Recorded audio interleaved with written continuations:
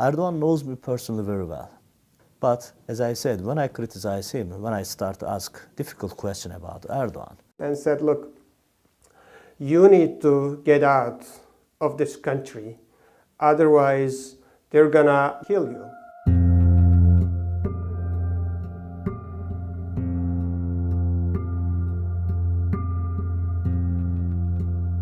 Erdogan knows me personally very well. But as I said, when I criticize him, when I start to ask difficult questions about Erdogan, Erdogan said, you are a traitor. And then he blocked everything.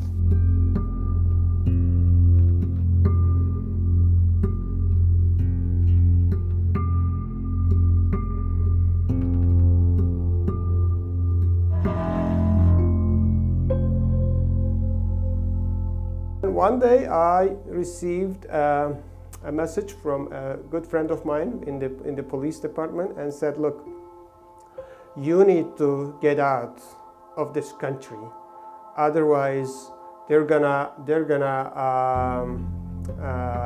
kill you.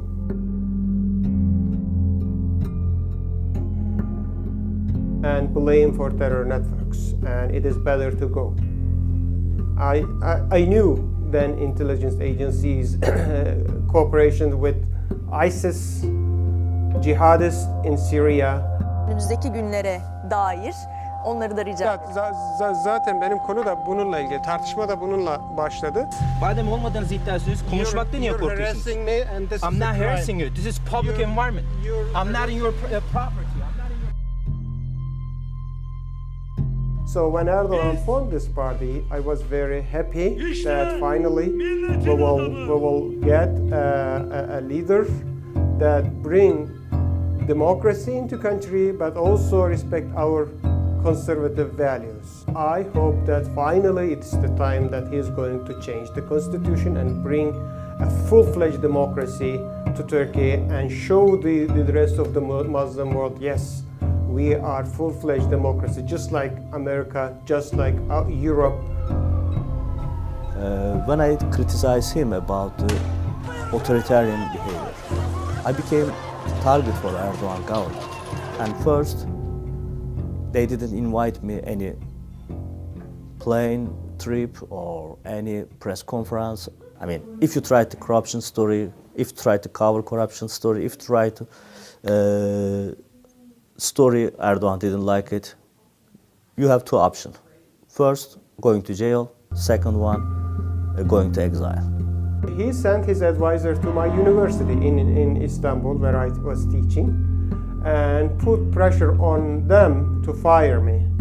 Now Erdogan has cancelled my passport. I have no country, no place to go because of what I dreamed of Turkey as democracy. And he imprisoned my family members in Turkey, and he sent his hitmans after me, and they came in front of my house to insult me and my family right here in the United States. And not just me, by the way, all journalists and all oppositions in Europe and in the United States. And now Turkish intelligence agencies hiring mafias or hitmen to kill opposition journalists and academics. I'm facing lifetime in jail, 2 times lifetime in jail, plus 25 years. Why? Because so far I wrote 2 books. I came to US and I start new life.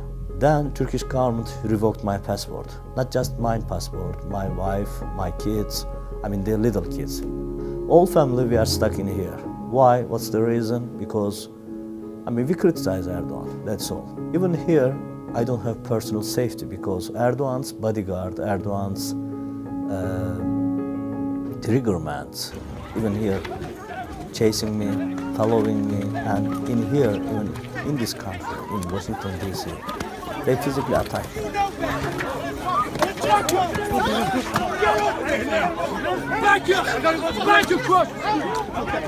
Turkey is a kind of extreme country.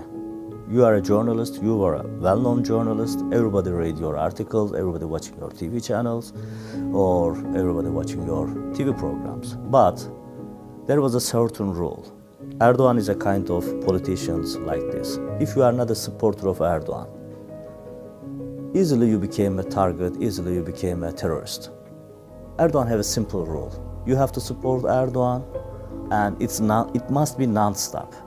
According to pro-government newspapers, I am a CIA traitor, and I am living in very luxury life in a mansion in the US.